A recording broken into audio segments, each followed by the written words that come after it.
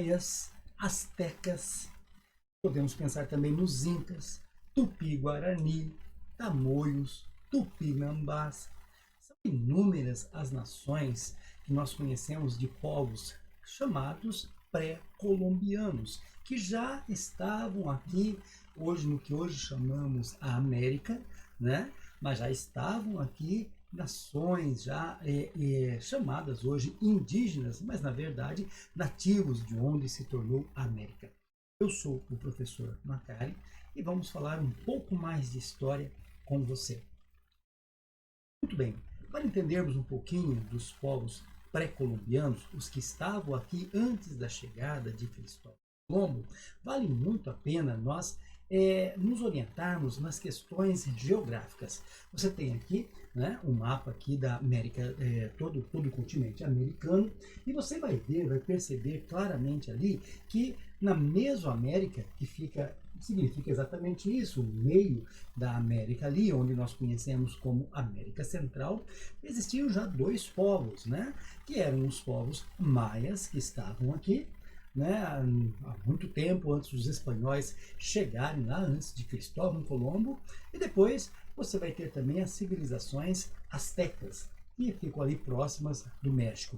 Mais abaixo, aqui na América do Sul, nós temos na considerada região andina, nós temos os povos incas. Vamos pensar um pouquinho nesses povos pré-colombianos. Muito bem, algumas características gerais na Mesoamérica e da região do Andes. Mesoamérica na América Central, região do Andes aqui na América do Sul. A maioria deles, ou quase praticamente todos, eram politeístas. Eles adoravam a muitos deuses, deuses ligados à natureza, ancestrais. Então eles eram politeístas, realizavam sacrifícios humanos. Era algo comum e vale a pena lembrar. Sacrifícios humanos não era porque estavam com fome, é porque eles tinham uma crença que ao beber o sangue, por exemplo, de um grande líder, né, a qual foi seu opositor numa guerra e ele o venceu, ele poderia adquirir ali a questão da inteligência, das estratégias de guerra. Se consumisse a carne de soldados valentes, eles poderiam adquirir também esta força, a força dos soldados valentes, inimigos que eles derrotaram, e assim por diante. Quando isso não tinha interesse, transformavam em praticamente prisioneiros de guerra, às vezes os sacrificavam aos seus deuses, como também eles poderiam vender, escravizá-los. Complexas cidades que já existiam aqui. Cidades, você vai ver ali hoje muitas ruínas que temos aqui na América Latina, que mostram claramente que houveram povos muito avançados na astronomia, na matemática, na questão do cálculo, na geometria. As cidades incas, astecas e maias eram muito desenvolvidas, muito interessantes, inclusive, sempre ligados ali à ideia da religião, né? À ideia do contato com seres que não eram naturais aqui da Terra, eles se consideravam então deuses. Vamos entender também sobre os povos olmecas. As cidades olmecas decaíram ali por volta do ano 400 a.C. Então nós vemos que já existiam, muito antes dos grandes impérios nativos que nós conhecemos aqui na América Latina, já existiam então esses povos olmecas que antecederam os grandes impérios. Então, mesmo tendo decaído, outros povos continuam de construir cidades. Por exemplo, nós temos ali os teotihuacanos, né? E também os povos maias. Falando um pouquinho dos maias, eles se tornaram um grande império ao conquistar muitos povos ali no centro do que hoje nós conhecemos como América Central, onde é chamada Mesoamérica, né? Ocupavam a região da península de Yucatán, onde hoje fica a Guatemala, fica parte de Honduras, El Salvador, e logo mais acima nós temos ali o México. Viviam da agricultura, viviam do comércio. Isso já demonstra uma situação econômica bastante avançada para os povos que existiam aqui, onde hoje são as Américas. Entre os séculos 9 e 10, mais ou menos, as cidades maias foram praticamente abandonadas, né? Consideradas as causas ali, nós podemos ver, talvez, quem sabe, os mau uso das terras, né? fez com que faltassem alimentos, o fracasso na agricultura, as guerras entre as próprias cidades, outros povos ali, e até mesmo epidemias, né, que podem ter ocorrido ali, fazendo com que esses povos se afastassem destas cidades mais complexas. O fato é que eles foram conquistados ao final ali pelos astecas. Os astecas ali, eles não só conquistaram os maias, mas eles expandiram toda a sua conquista e nós vamos falar um pouquinho desses povos astecas.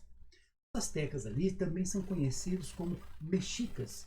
Eles construíram o grande império asteca. A sua cidade principal, Tenochtitlan, né, hoje conhecida como a cidade do México, uma cidade muito bonita, uma densidade demográfica muito grande, existem milhões de pessoas que vivem ali, e todos esses astecas também fizeram grandes cidades complexas, como já falamos anteriormente. A sociedade asteca, ela tinha um destaque muito especial para os sacerdotes e para os guerreiros. Guerreavam não só por riquezas, não, mas para conseguir, por exemplo, prisioneiros para sacrifícios humanos. Como dissemos também anteriormente, era uma tradição, um costume religioso, esses rituais, né, que eles faziam de sacrifícios humanos. A sociedade asteca também, ela tinha um grupo muito importante que era chamado os comerciantes, que nós conhecemos aqui. E também existiam escravos, principalmente aqueles que tinham dívidas ou eram prisioneiros de guerra. A escravidão, ela não era hereditária. A pessoa morreu, pronto, seu filho necessariamente não precisava ser um escravo. Foram conquistados por Hernán Cortés em 1521. Espanhol que veio ali e conquistou toda aquela região dos astecas, né? E submeteu eles muitas vezes à escravidão, a mortes muito difíceis. Foi um sacrifício, um genocídio que aconteceu com a chegada dos espanhóis ali nesta região. Quanto aos Incas, ali na América do Sul, nas regiões andinas, foi o maior império nativo, ou indígena, como às vezes nós costumamos chamar, da América do Sul, no século XIII. O imperador era considerado praticamente um deus. Era uma sociedade teocrática, ou seja, a força religiosa era muito forte também nos elementos governamentais desse tipo de sociedade. A economia inca é muito interessante. Olha só cada forma, cada técnica de plantio que eles tinham, bastante peculiares dos incas, né? Eles cultivavam batatas, outros produtos resistentes ao frio, como feijão, o milho, que era na verdade a base alimentar da sociedade inca. Tinha um sistema de plantio muito peculiar, como nós podemos ver aqui nessas imagens, mas também foram conquistados ali pelo espanhol Francisco Pizarro em 1532, também de uma forma genocida, de uma forma bastante assim, entre aspas, desigual, embora fosse conquista de guerra, mas houveram mortes muito violentas para que essa conquista fosse concretizada. Machu Picchu, ali no Peru, é a cidade mais conhecida dessa região. Vamos falar um pouquinho também agora das sociedades indígenas brasileiras. Falar um pouquinho do período colonial, até também dos nossos indígenas atuais. Muito bem, conhecendo as características dos índios brasileiros do século XVI, como que nós podemos fazer isso? Como que se consegue isso? Não existe tantas informações ainda a respeito dessas civilizações que viveram aqui, né, no Brasil. Muitas delas até, inclusive, já foram extintas, mas grande parte delas ainda sobrevive. Através de relatos escritos, principalmente pelos europeus a partir de 1500, e informações de arqueólogos e antropólogos, então conhece-se um pouco da história dessas civilizações que existiam aqui no Brasil, na América portuguesa. Grande diversidade social e cultural em todo o Brasil. Por quê? Porque eram mais praticamente de 5 milhões de nativos, estima-se até muito mais, com mais de 1000 línguas, 1000 dialetos diferentes dentro aqui do Brasil. Eles eram, na maioria, seminômades, né? Ou até mesmo nômades. E algo muito interessante dos indígenas aqui no Brasil são os sambaquis. O que eram os sambaquis? Eram montes feitos de conchas e areia que poderiam chegar a uma altura aí de 30 metros. Formado então por diferentes ocupações, principalmente em comunidades que ficavam ali no litoral brasileiro, né? Eles acabavam depositando nesses locais restos de alimentos, objetos diversos que eles descartavam ali. Muitas vezes foi achado, inclusive, cadáveres, mas não podemos confundir sambaquis com, em hipótese alguma, com cemitérios indígenas. Não, eles descartavam ali, enterravam com conchas e areias, e era uma prática que até meados do ano 500 depois de Cristo era muito comum de ser feita ali. Claro, os antropólogos, os arqueólogos, eles conseguem, então, vasculhando, estudando essas regiões, escavando, saber quais os povos que passaram por ali. Como já disse, grande parte deles eram nômades. A cultura ceramista também é muito importante, típicas principalmente lá no norte da ilha de Marajó, né? Ou chamado Marajoara, século.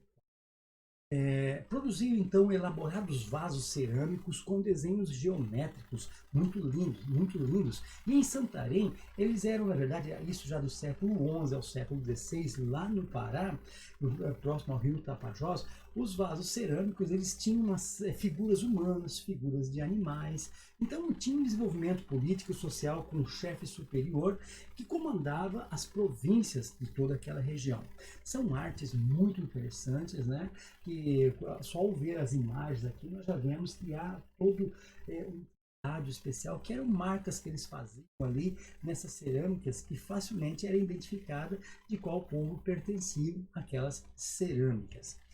A origem dos grupos tupis-guaranis também é muito importante nós falarmos um pouco. A origem hoje é o estado de Roraima, né? A origem hoje onde hoje é o estado de Roraima, na costa da Bahia, nas regiões litorâneas do Nordeste até o Sul.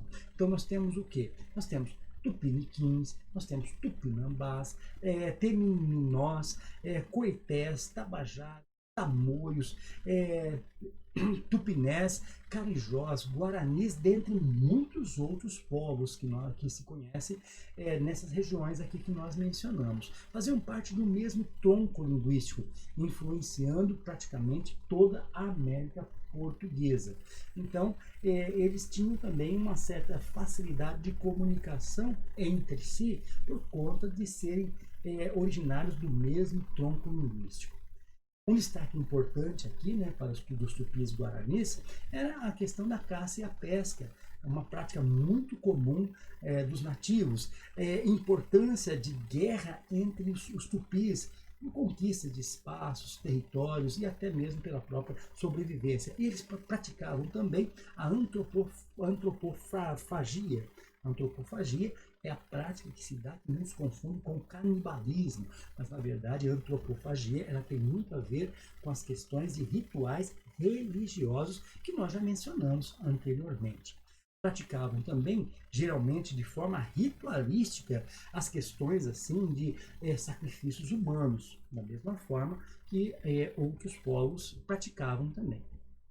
Um detalhe interessante é que atualmente existem mais de 200 povos indígenas ainda no Brasil, embora seja um número bastante reduzido, levando em conta a população do Brasil, cerca de mais ou menos pouco mais de 1 milhão de indígenas, né? 1.200.000, um pouco mais. Mas ainda existem mais de 150 línguas diferentes ali, faladas por esses descendentes dos nativos, sofreram muito a dinâmica cultural, que não é propriamente dita a aculturação. A dinâmica cultural é quando há uma fusão de culturas. A cultura indígena ela acaba se relacionando com a cultura europeia e com a cultura afro, e assim eles acabam criando um novo padrão cultural que é dinâmico, né? Ele não fica estático, por isso dinâmica cultural, preservando sempre as suas características de identidade. Existem ainda povos isolados no Brasil? Sim, existem povos isolados no Brasil. Outros até bem próximos das cidades. Mas ainda existem povos que atualmente foram encontrados, soube-se da existência deles há muito recentemente. Um detalhe importante é que os atuais povos indígenas brasileiros, eles também estão em busca de desenvolvimento, de direitos, de conquistas, como qualquer outro cidadão brasileiro. Afinal, uma nação indígena, ela não é diferente de uma outra nação, só que eles têm as suas peculiaridades em questão de cultura, em questões culturais.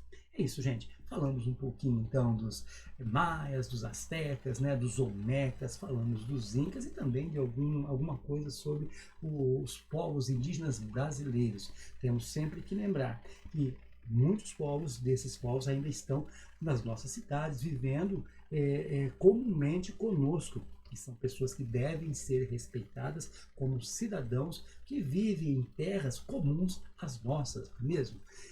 Nós vamos ficar por aqui hoje, mas eu aguardo você para a nossa próxima aula. Assista mais vídeos aí do canal. Vale muito a pena você aprender um pouquinho mais sobre história. Até a nossa próxima aula. Valeu, aquele beijão no coração. Tchau, tchau.